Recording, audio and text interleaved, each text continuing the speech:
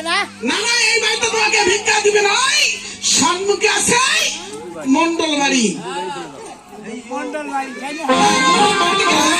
অনেক ভিক্ষা তুমি পাবে।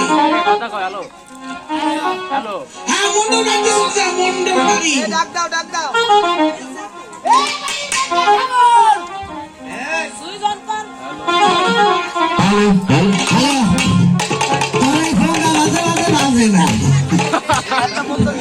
কি ফেলা করতে পারেন আগে দিনে একটা তার এনে খালি ফোন না